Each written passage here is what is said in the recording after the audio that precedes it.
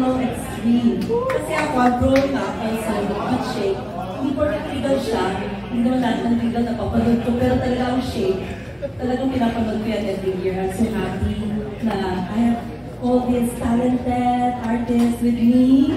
Of course, the directors, si Jerome, Mr. Thomas, Kelly Guzman. I'm really so happy that I can see a lot of you here supporting for Shake, Rattle and Roll. It's our first release sa cinema, actually, since the pandemic. Ito yung first movie namin na i-release sa pandemic kasi most of the movies that we did were straight to platforms. Kaya really hoping for your support. We made this movie talaga exclusively for the audience to have that cinema experience. So talagang sobrang sulit siya. Sa casting pa lang, no? Diba? And then of course the directors. And of course the three stories. Tatlong kwento to. Siyempre alam natin, Shake, Rattle and Roll, always three stories. Pero sobrang pinag-usapan at pinag-isipan ang mga kwento dito. Siyempre you expect monsters, may monsters dito. Suspense, horror, and nakakatuwa, nakakatakot, lahat na ng emotion nandito sa pelikula ito. Of course, with me here is Norika Pili. She's our creative head, our creative consultant, si Direct Joey Reyes. Ayun, I really hope for all your support sa pelikula first namin since pandemic, and actually, our 60th anniversary din. Actually, ang daming dapat i-celebrate. Ang dami dapat i-celebrate. Maraming salamat. Actually, nabanggit ko nga, with Mother, no, magkakasama kami, Miss Rosel and Mother Lily. Si Mother sobrang naiyak? Kwento ko rin sa inyo. Kasi, hindi, wag na. Magkulat ako kay Junali, naiyak siya. Naiyak ako kasi kala ko mag-aabot si Mother, wala pa.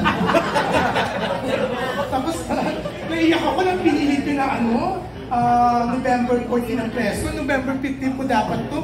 Bumili akong bagong ticket from Hawaii. Kala ko loka.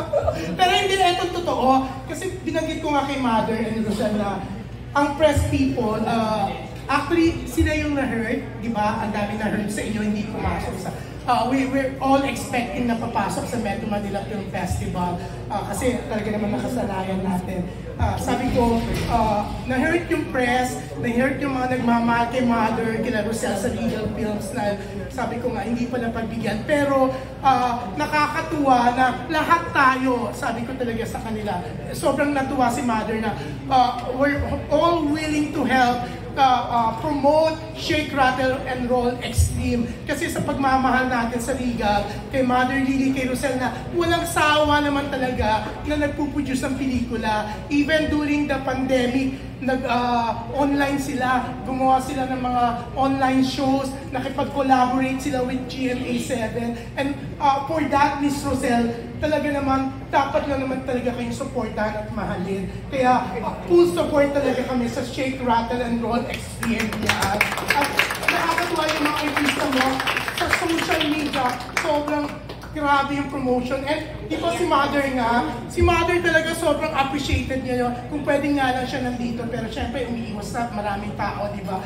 Pero yun, Miss Rosel, totoo, ako hindi kita tinanong kung may bayad ba ako dito or wala. Pero yun nga, bumalik ako from Hawaii kasi nakita ko yung pagmamahal mo sa industriya, pagmamahal niya ni Mother Lily. And with that, tama lang naman na supportahan kayo. We love you. We love you all. Thank you so much.